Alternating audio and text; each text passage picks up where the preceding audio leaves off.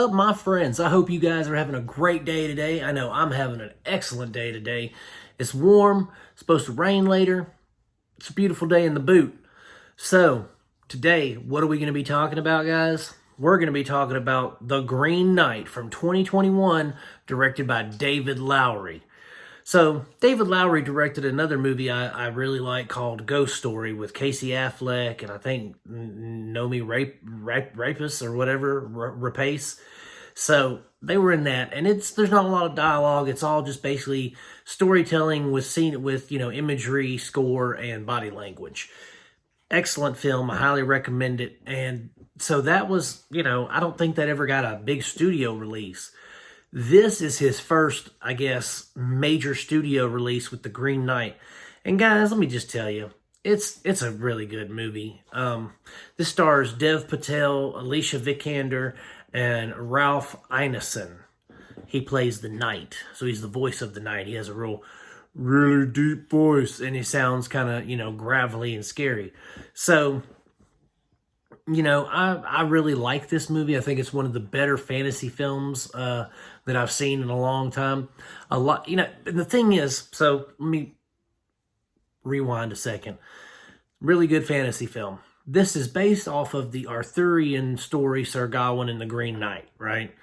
And the thing is, a lot of people were pissed because this didn't follow that story verbatim. Right? It's like a lot of stuff that just wasn't in there. They omitted it. Whatever. People were, up in arms about that. Well, at the beginning of the movie, it tells you about that this is a legend.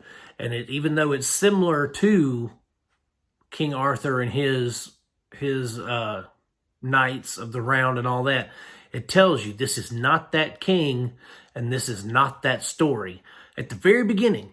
So the people who get up in arms, your argument is moot. Okay, it's not supposed to be that story. I mean, it's very similar, but it's not supposed to be, And so I really like this. I think that this is one of the, again, best fantasy films I've seen in a while. The imagery, the narration, the direction, cinematography, everything lends itself to this surreal kind of dreamscape movie.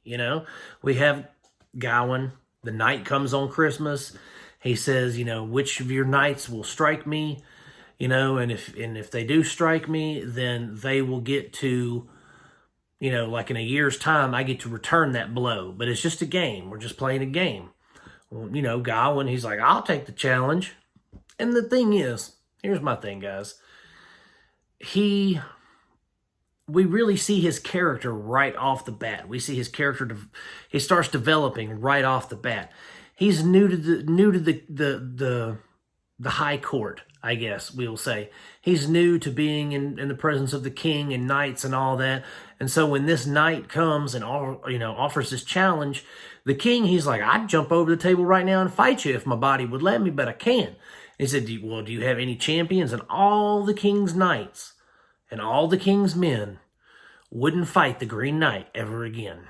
No. So he's like, would you, do you have a champion? Do you have anyone that will fight me? And all the knights look at each other and look at the king, and they're like, no, I'm not doing it, And then Gawain, he's like, screw it. Let's dance, dude.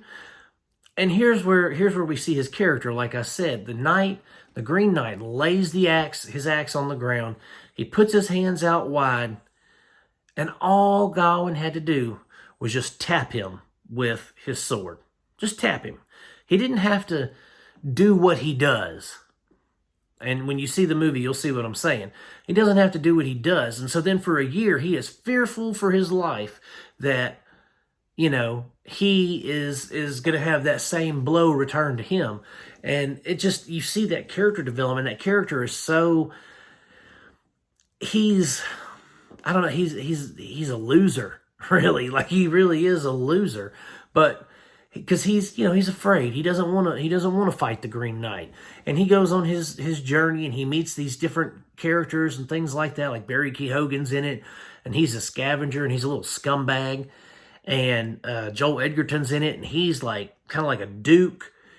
but him and his old lady, like she's trying to seduce Gawain, and we see Gawain's, once again, his character.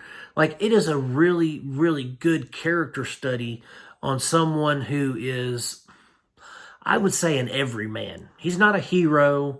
He's not, some virtue hog. He's not going around just being like, I'll save the day. He's a coward. He's a coward, and he's a little scumbag, and he wants to be hot shit, but he's not, and he never will be.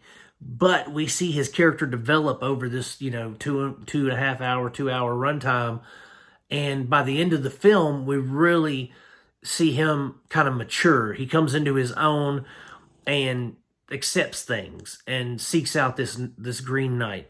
So the story is spot on. I like the story. I think it's an excellent story being told. Even if it's not the story being told, it's still a great story that's being told. The imagery, the special effects, like there's some CGI and stuff, but it's believable and it doesn't look stupid or low quality.